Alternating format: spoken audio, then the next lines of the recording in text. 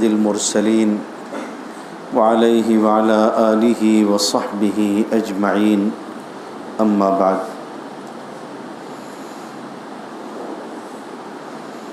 فأعوذ بالله من الشيطان الرجيم بسم الله الرحمن الرحيم وسارعوا إلى مغفرة من ربكم وجنة عرضها السماوات والأرض أعدت للمتقين صدق الله العظيم۔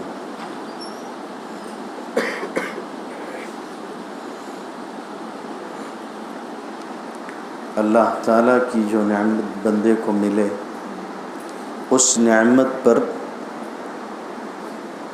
اللہ تعالیٰ کا شکر ادا کرنا چاہیے۔ رمضان میں عبادتوں کی توفیق اجتماعی طور پر اللہ کے فضل و کرم سے ملا کرتی تھی۔ ہم اسے ایک معمول کی چیز سمجھتے تھے، عادت تھی۔ پھر اللہ رب العزت کی مرضی ہوئی اور ایک رمضان ایسا بھی گزرا کہ لوگ اپنے گھروں میں محصور ہو کے رہ گئے۔ عبادت کرنے کے لیے اجتماعی طور پر موقع عام لوگوں کو نہیں ملا۔ اس سے پتہ چلتا ہے کہ اللہ تعالیٰ کتنے بے نیاز ہیں۔ قرآن مجید میں ارشاد فرمایا وقال موسیٰ ان تکفروا انتم ومن فی الارض جميعا، سب اگر اللہ رب العزت کی نافرمانی پر اتر آئیں، سارے لوگ مل کر اللہ تعالیٰ کی نافرمانی کریں، اس کا انکار کر جائیں، تب بھی اللہ تعالیٰ غنی ہے، بے نیاز ہے۔ جب رمضان میں محصور ہوئے اور مسجدوں کے دروازے عام لوگوں پر بند کر دیے گئے تو یہ کسی ایک شہر، ایک گاؤں، ایک ضلع، ایک صوبے کی بات نہیں تھی، ملکوں کی بات تھی۔ رمضان تمام ممالک میں آتا ہے، ایک دن آگے پیچھے، لیکن آتا سب جگہ ایک ساتھ ہے۔ ہندوستان، پاکستان، یعنی ایشیا سے لے کے یورپ تک سب جگہ یہی تھا۔ باوجود اس کے کہ عبادت کرنے والے اجتماعی طور پر جمع نہیں ہو سکے، لیکن خدا کی شان میں کوئی فرق نہیں پڑا۔ خدا کی شان میں کوئی فرق نہیں پڑا۔ وہ کل بھی خدا تھا، معبود تھا، آج بھی ہے۔ فرق کن لوگوں کو پڑا؟ ہم کو اور آپ کو۔ معلوم ہوا عبادتیں کر کے ہم اپنا نفع کماتے ہیں، ہماری عبادتوں سے اللہ رب العزت کو کوئی فائدہ نہیں ہے۔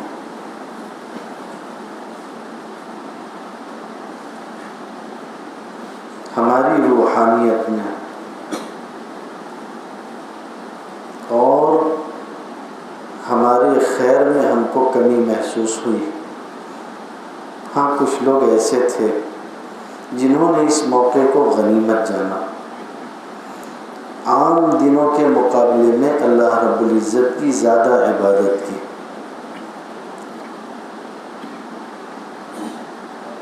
ایسے لوگ بھی تھے کہ جن کو یہ احساس ہوا کہ رمضان میں لوگوں کی وجہ سے بہت حرج ہوتا تھا، اور اب ایسا ہے کہ کوئی نہیں ہے کہ جو آپ کا وقت خراب کرے، پورا وقت عبادت کے لیے، تلاوت کے لیے، اللہ کے سامنے سر جھکانے کے لیے۔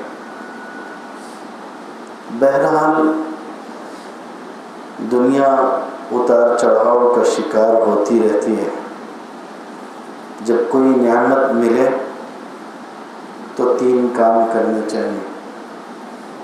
سب سے پہلا معاملہ یہ ہو کہ نعمت کو اس طرح سے لو کہ تم واقعی اس نعمت کے محتاج تھے، اظہار کرو۔ اسی لیے علماء نے لکھا ہے کہ کوئی اگر ہدیہ دے تو ہدیہ قبول کرنے کا ادب یہ ہے کہ اس طرح کا اظہار ہو کہ ہدیہ دینے والے کی طبیعت خوش ہو کہ میں نے انہیں دیا اور واقعی انہیں اس کی ضرورت تھی۔ یہ نہ ہو کہ دینے والا دے اور آپ سامنے سے بے نیازی کا اظہار کریں۔ تو نعمت ملے تو نعمت کو اس طرح سے لو گویا تم اس کے مستحق نہیں تھے، مگر تمہیں ملا اور تم کو اس کی ضرورت تھی۔ ایک دوسری بات یہ ہے کہ اس نعمت پر زبان سے بھی اور عمل سے بھی اللہ کا شکر ادا کرو۔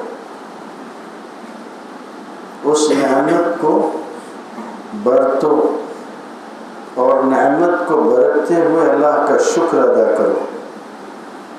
اور تیسری بات یہ ہے کہ اللہ تعالیٰ سے زوال نعمت سے پناہ چاہو۔ نبی کریم صلی اللہ علیہ وسلم کی دعا ملتی ہے جس میں آپ نے زوال نعمت سے پناہ چاہی ہے۔ زوال نعمت سے اللہ کی پناہ چاہو۔ پھر اس کے بعد اب اللہ رب العزت نے رمضان عطا فرما دیا ہے، کچھ پتہ نہیں ہے کہ رمضان کے کتنے دن ملے ہوں، یہ بھی طے نہیں ہے، یہ بھی طے نہیں ہے۔ اس وقت ہمارے ملک کی جو صورتحال ہے، آپ حضرات نڈر ہیں، بے خوف ہیں، آپ کو ڈر نہیں لگتا، کرونا آپ کا کچھ نہیں بگاڑ سکتا، جو بھی احساسات ہیں آپ کے۔ لیکن دوسرے لوگ جو اس بیماری کا شکار ہو رہے ہیں، پہلے بوڑھے لوگوں کی موت کی خبر سنتے تھے، لیکن اب یہ صورتحال ہے کہ نوجوان دنیا سے رخصت ہو رہے ہیں۔ آس پاس کے علاقوں میں جو صورتحال بن رہی ہے بہت نازک ہے۔ ہم لوگ اللہ سے کوئی معاہدہ لکھوا کر نہیں آئے کہ ہمیں موت نہیں آئے گی، یا ہم اس رمضان میں نہیں مریں گے، یا آئندہ 2 4 10 رمضان ہم کو اور ملے گا۔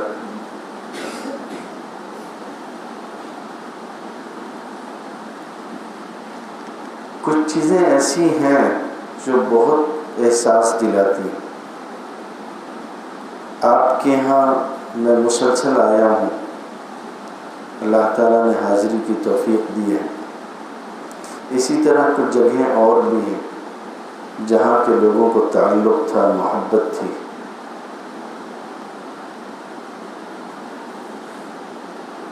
پچھلے رمضان میں چند مجلسیں ہوئیں، چند ختم قرآن ہوئے جس میں جانے کا موقع ملا، بس باقی عمومی بہت ساری مجلسیں نہیں ہوئیں۔ ختم قرآن تکمیل قرآن مجید کی تقریب نہیں ہوئی۔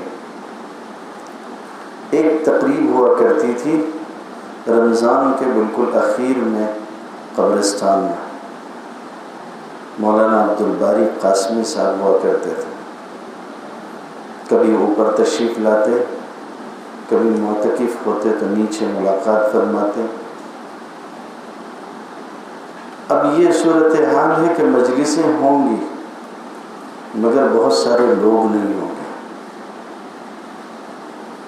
مولانا نہیں ہے، ہمارے اور بھی بہت سارے علماء دنیا سے رخصت ہو گئے۔ عبدالحمید جمالی صاحب دنیا سے چلے گئے۔ اسی طرح کوئی ہماری جگہ بھی بیٹھ کے کہے گا کہ لوگ ہوتے تھے دنیا سے چلے گئے، دنیا کو کوئی فرق نہیں پڑے گا۔ اس لیے ہم میں سے ہر ایک کو چاہیے کہ ہم غنیمت جانیں۔ یہ جو دن ملے ہوئے ہیں ان کی قدر کر لیں، اللہ تعالیٰ سے اپنے لیے مغفرت چاہیں۔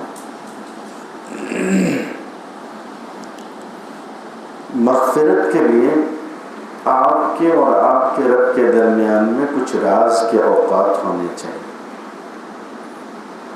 کوئی نہ کوئی موقع ایسا ہو، آپ کی کوئی نہ کوئی ایسی عادت ہو جس کے ذریعے آپ اپنے رب کو راضی کرنے کی کوشش کرتے ہو۔ رمضان ہے اور عبادتوں کے ساتھ ساتھ مغفرت کے اور اسباب ڈھونڈیے۔ ایک بزرگ کے بارے میں آتا ہے، ان کی دکان تھی، لوگ ان کو کھوٹے سکے دیا کرتے تھے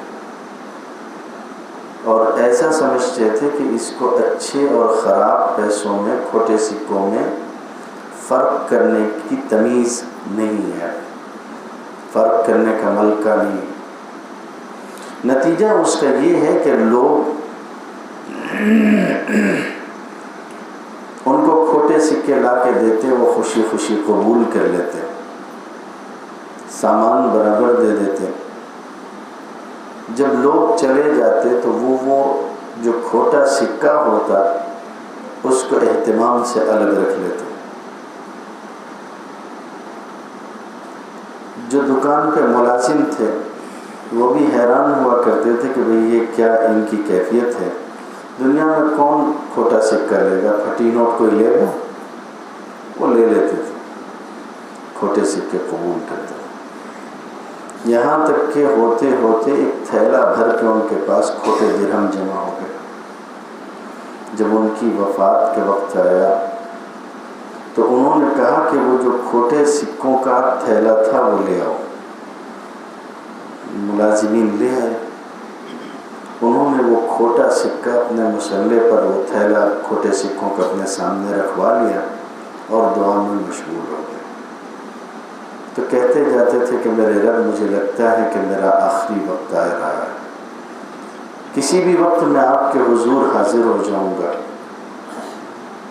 دنیا یہ سمجھتی تھی کہ مجھے کھوٹے سکوں کی خبر نہیں، مگر تو جانتا ہے کہ مجھے سب معلوم تھا۔ میں نے ایک ایک سکے الگ کر کے رکھے، میں نے صرف اس امید میں لوگوں کے کھوٹے سکے قبول کیے کہ جب میرا دن آئے گا تو تب تو میرے کھوٹے اعمال قبول کر لے گا۔ میں نے اس لیے لوگوں کے کھوٹے سکے قبول کیے، اور اللہ کو راضی کرنے کے لیے کوئی بہت بڑی چیز کی ضرورت نہیں پڑتی۔ ایک آدمی کو کسی نے خواب میں دیکھا، کوئی بہت جبہ و دستار والا آدمی نہیں تھا، لیکن لوگوں نے دیکھا اس کو، ایک آدمی نے دیکھا اس کو کہ خواب میں بہت اچھی کیفیت میں ہے مرنے کے بعد۔ تو اس سے پوچھا تیری مغفرت کیسے ہوگی، اتنا خوش و خرم کیسے ہے؟ اس نے کہا کچھ نہیں، ایک روز گھر آیا تھا، گھر میں کھانا بنا تو تھا لیکن اس میں نمک زیادہ تھا۔ اس کا نتیجہ کیا ہوتا ہے؟ اپنے جی ہوتا سب کے ہیں، کوئی بولے گا نہیں، خصوصاً آج کل رمضان میں ہم لوگ ایک مسئلے کے حل کے لیے ایک جگہ بیٹھے ہوئے تھے بے رمضانی میں، رات میں 3:30 کے لگ بھگ ہو گیا، مسئلے کے حل کی کچھ شکل پیدا ہوئی، تو یہ طے ہوا کہ اب اگلے دن باقی بات حل کر لیں گے۔ تو اگلے دن کب بیٹھیں گے؟ تو کسی نے رائے دی کہ کل 3 بجے بیٹھ جاتے ہیں، تو دوسرے والے نے کہا کہ نہیں، رات میں 10:30 بجے 11 بجے بیٹھیں گے، 3-3:30 بجے بیٹھیں گے، جتنی صلح کی کیفیت پیدا ہوئی وہ پھر کل ختم ہو جائے گی۔ اتنے وقت آدمی کا دماغ ٹھکانے پہ نہیں رہتا۔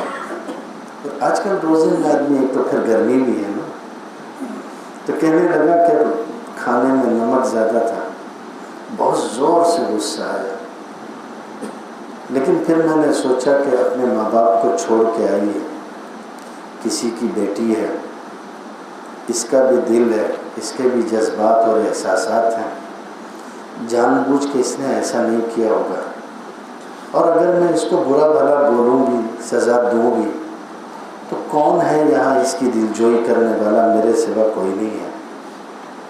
تو میں نے اس کے ساتھ درگزر سے کام لیا، میں نے کچھ نہیں کہا اس کو۔ تو اللہ تعالیٰ نے میری اس پر مغفرت فرما دی کہ تم نے ہماری کمزور مخلوق پر رحم کیا تھا، ہم نے تمہارے اوپر رحم کیا۔ ان کے ہاں مغفرت کے لیے ایک عجیب سا ایک مصرع ہے فارسی کا، اس میں کہا گیا ہے کہ رحمت حق بہانہ می جویت، یہ دو طرح سے پڑھا گیا ہے، یہ ایک عجیب سا مصرع ہے، رحمت حق بہانہ می جویت، یعنی حق تعالیٰ کی جو رحمت ہے وہ معاف کرنے کے لیے بہانہ ڈھونڈتی ہے، کوئی بھی چھوٹے سے چھوٹا بہانہ بھی مل جائے معاف کریں گے۔ ایک دوسری بات یہ ہے کہ اس کو پڑھنے والوں نے اس طرح سے بھی پڑھا ہے کہ رحمت حق بہا نمی جویت، اللہ تعالیٰ کی رحمت کے نازل ہونے کے لیے کسی قیمت کی تلاش نہیں کرتی، یوں ہی چلی آتی ہے، آپ بس اللہ کی طرف متوجہ ہوں۔ ایک آخری بات مجھے کہنی، رمضان مغفرت کا مہینہ ہے، مغفرت کے لیے آیا ہے، کوشش کرنی چاہیے کہ ہماری مغفرت ہو جائے، ساری راتیں نماز میں گزارنی چاہیے، ایسا نہیں ہے کہ چند دن کی تراویح پڑھ لی چھوڑ دیا، یہ مناسب نہیں ہے۔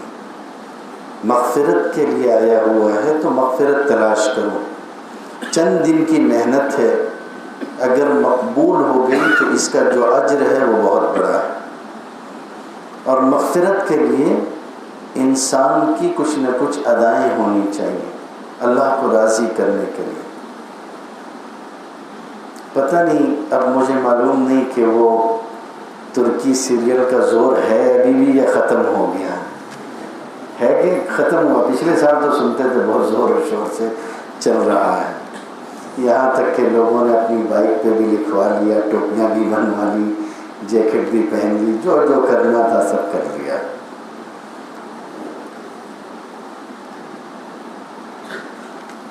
ہو گیا۔ اصل تاریخ ترکوں کی بہت عجیب و غریب رہی ہے۔ ان کے ہاں سلطان مراد اول تھے، پھر سلطان مراد ثانی تھے۔ سلطان مراد کے بارے میں آتا ہے عجیب و غریب بادشاہ تھا، اپنی رعایا کے بارے میں بہت خبر رکھنے والا۔ ایک روز رات میں اس کی طبیعت نہیں لگ رہی تھی، بہت الجھن اور بے چینی میں تھا، تو اس نے اپنے خفیہ محکمے کے سربراہ کو بلایا اور اس سے کہا کہ مجھے ایسا لگتا ہے کہ کوئی آدمی مظلوم ہے، اس کے ساتھ کہیں کوئی ظلم ہو رہا ہوگا، اس لیے مجھے نیند نہیں آ رہی ہے۔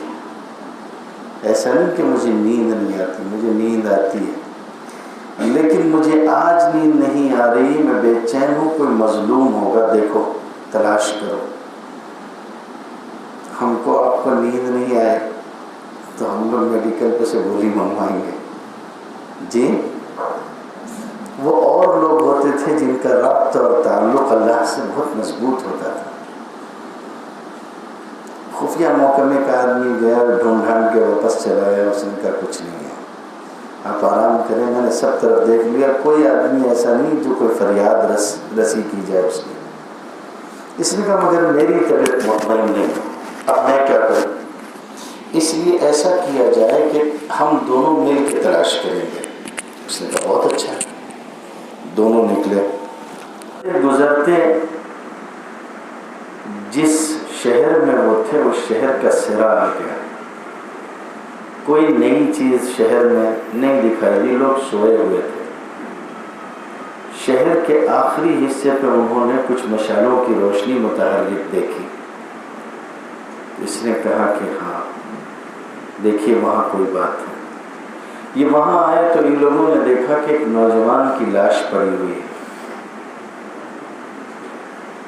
نوجوان کی لاش کو دیکھا انہوں نے مرا ہوا ہے، تو سلطان مراد نے کہا کہ کیا ہو گیا رئیس کو؟ تو کہا کہ مر گیا، اچھا ہوا مر گیا۔ اس نے کہا مر گیا ٹھیک ہے، لیکن یہ اچھا ہوا مر گیا کیا مطلب ہوتا ہے؟ کسی بھی مسلمان کے مرنے پر عموماً مسلمان اس طرح کی بات نہیں کہتے۔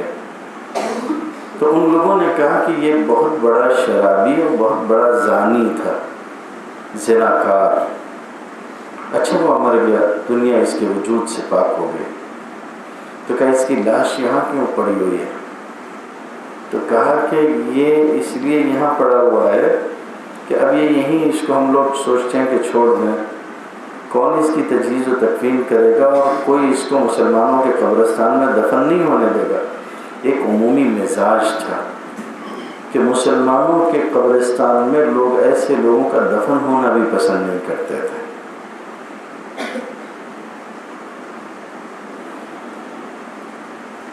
تو سلطان مراد نے کہا کہ بات کچھ بھی ہو، بہرحال مر گیا ہے تو کم سے کم اس کی لاش اس کے گھر تو پہنچا دیں، اس کے اعزاء اقربا کو خبر تو دیں۔ خود آگے بڑھا، اشارہ کیا اپنے خفیہ محکمے کے سربراہ کو، تو وہ بھی آگے بڑھا۔ لوگوں نے شرما شرمی میں دو لوگوں نے اور ہاتھ لگایا، اس کی لاش اٹھائی، کہا اس کا گھر بتاؤ کہاں ہے۔ اس کے گھر کے دروازے پہ لے کے آئے، دروازہ کھٹکھٹایا، معلوم ہوا کہ صرف میاں بیوی دونوں رہتے تھے، نوجوان ہیں۔ بیوی کو بتایا گیا تو وہ تو پہلے تو روئی کہ تیرے شوہر کا انتقال ہو گیا، لیکن اس نے دروازے کے پیچھے سے کہا کہ میں خدا کو گواہ بنا کے یہ کہتی ہوں کہ تو اللہ کا ولی تھا۔ اب جیسے ہی اس نے یہ کہا تو سلطان مراد ٹھٹک گئے، اور اس نے کہا کہ لوگ تو تیرے شوہر کے بارے میں کہتے ہیں کہ یہ شرابی تھا، زانی تھا، اور تیرا کہنا یہ ہے کہ یہ ولی تھا۔ تو اس نے کہا کہ دنیا والوں کو کیا ہے، دنیا جو کہتی ہے کہتی ہے۔ اس کے بعد پھر وہ رونے میں مشغول ہو گئی، اور روتے روتے کہتے جاتی تھی کہ اسی دن کے لیے میں تجھے منع کرتی تھی، تجھے سمجھاتی تھی لیکن تو مانتا نہیں تھا، یہ آج کا دن آیا۔ اب سلطان مراد سے رہا نہیں گیا، تو انہوں نے کہا کہ اس کا جو واقعہ ہے تم ہمیں بتاؤ۔ اس نے کہا سن کے کیا کرو گے، وہ اس کے رب کا راز تھا، جانے دو۔ کہا کہ نہیں میں تو سن کے رہوں گا، ضد پر اتر آیا۔ تو اس نے کہا کہ اصل میں یہ کوئی بہت زیادہ کمانے والا آدمی نہیں تھا، محنت مزدوری کرتا، حلال کماتا۔ جب میری اس کے ساتھ شادی ہوئی، نکاح ہوا، تو نکاح کے بعد جب میں آئی تو اور نوجوانوں کی طرح میری بھی اپنی امنگیں تھیں، لیکن جب میں اس کے گھر میں آئی تو میں نے نیا رنگ دیکھا۔ یہ عجیب طبیعت کا مالک تھا۔ پہلی رات اس نے مجھ سے کچھ وعدے لیے، ان وعدوں میں سے ایک وعدہ یہ بھی تھا کہ میں جو کچھ بھی کماؤں گا تمہیں دے دوں گا، تم کوشش کرنا کہ ہم دونوں اس میں سے تھوڑا تھوڑا کھا کے اپنی زندگی گزاریں اور کچھ پیسے اس میں سے بچا لیں۔ تو میرے ذہن میں آیا کہ جیسے اور لوگوں کو بھی یہ امید ہوتی ہے کہ ہم پیسے جمع کریں گے، کچھ بچائیں گے، ویسے ہی اس کو بھی آرزو ہے۔ خیر کچھ دن گزرے، پیسے جمع ہوئے کچھ، تو اس نے مجھ سے پوچھا کہ کچھ پیسے ہو گئے؟ تو میں نے کہا کہ ہاں پیسے ہو گئے۔ تو اس نے کہا لاؤ پیسے دو۔ پیسے لے کے کسی شراب خانے میں چلا گیا، وہاں سے شراب کی کئی بوتلیں خریدی، شراب لے کے آیا، غسل خانے میں بیٹھ کے شراب کی بوتلیں توڑتا تھا، اور ساری شراب اس نے بہا دی۔ پھر کپڑے اچھی طرح سے صاف کیے اور پاک ہو کے نماز کے لیے مصلی پہ آیا۔ رات کو کچھ دیر نماز پڑھنے کے بعد گڑ گڑانے لگا اور کہتا جاتا تھا کہ میں اس سے زیادہ اور کچھ نہیں کر سکتا، میں نہ بادشاہ ہوں، نہ حاکم ہوں، نہ اور کچھ ہوں، میرے پاس اسباب بھی نہیں ہیں، میں تیرے بندوں کو اتنے گناہ سے بس اس طرح بچا سکتا تھا آج میں نے اتنی شراب ضائع کر دی ہے، شاید تیرے بندوں میں سے کوئی آج شراب نہیں پیے گا۔ میں اتنی ہی کر سکتا تھا، اس لیے میں نے ایسا کیا۔ پھر کچھ دنوں کے بعد اس کے پاس پیسے جمع ہو گئے، پھر وہ لے کر کہیں چلا گیا، لوٹ کر آیا، میں نے پوچھا کہاں تھی، تو اس نے مجھے بتانے سے انکار کیا۔ جب بہت پوچھا تو اس نے کہا کہ فلاں طوائف کے پاس گیا تھا۔ میں لرز کے رہ گئی کہ یہ کیا بات؟ تو اس نے کہا کہ میں نے اسے پیسے دیے، اس سے وعدہ کیا کہ آج تم زنا نہیں کرو گی، اپنا دروازہ بند کرو۔ اور پھر وہی کیا، اس نے مصلی بچھایا اور کہا میرے رب میں اس سے زیادہ اسے نہیں روک سکتا، میں جتنا روک سکتا تھا میں نے اسے روکا، آگے ہدایت دینا تیرا کام ہے۔ وہ اکثر ایسے ہی کرتا تھا، کبھی شراب لاتا، کبھی کسی خاتون کو زنا کرنے سے روکتا۔ تو میں اس سے یہ کہا کرتی تھی کہ تو کام بہت اچھا کرتا ہے، لیکن دنیا تجھے شراب خریدتے ہوئے دیکھتی ہے، دنیا تجھے طوائفوں کے کوٹھے پہ جاتے آتے دیکھتی ہے، دنیا تجھے شرابی سمجھے گی، تجھے زناکار سمجھے گی۔ کوئی جب تو مرے گا تو تیرے جنازے کو کوئی کاندھا دینے والا نہیں ہوگا۔ تو جب میں اس سے یہ کہتی تھی تو وہ ہنستا تھا اور کہتا تھا کہ میں جس کے لیے کرتا ہوں وہ دیکھتا ہے، اور تو بہت بھولی ہے، تجھے کیا پتا، تو یہ سمجھتی ہے کہ میں مروں گا تو میرے جنازے میں لوگ نہیں آئیں گے، دیکھنا جس دن میں مروں گا اس دن میرے جنازے کو بادشاہ بھی کاندھا دے گا۔ بس اتنا کہنا تھا اس کا کہ سلطان مراد ایک دم سے بےتاب ہو کے رو پڑے، اپنے سر سے اپنی چادر ہٹائی، اپنے ہاتھ کھولے اور کہنے لگے کہ اللہ کی رحمت سے مایوس ہونے والی عورت، وہ اپنے رب سے سچا راز و نیاز کرنے والا تھا، دیکھ میں سلطان مراد ہوں، یہ میرا تاج ہے اور یہ میری انگوٹھی ہے، اور میں کیوں نہیں اس کے جنازے میں شریک ہوں گا، میں ابھی محضر جاری کروں گا، علماء آئیں گے اور میں سلطان مراد خود اس کا جنازہ پڑھوں گا، اس امید کے ساتھ کہ شاید اللہ اس کا جنازہ پڑھنے کی وجہ سے مجھے معاف کر دے۔ اللہ سے تعلق ہونا چاہیے، موقع دیا ہے اللہ تعالیٰ نے، صدقہ ہو، خیرات ہو، خدا کے سامنے راز و نیاز ہو، اللہ کو راضی کرنے کا کوئی تو طریقہ ہو، کوئی ایسا ذریعہ ہونا چاہیے کہ ہم اللہ تعالیٰ کو منا سکیں۔ دعا کریں کہ اللہ تعالیٰ ہم سب کو اسے منانے کی توفیق عطا فرمائے، جس طرح اس نے ہمیں موقع دیا ہے ایک موقع اور عطا فرمائے، اور مغفرت کی نعمت سے بھی ہم سب کو مالا مال فرما دے۔ وآخر دعوانا الحمد للہ رب العالمین۔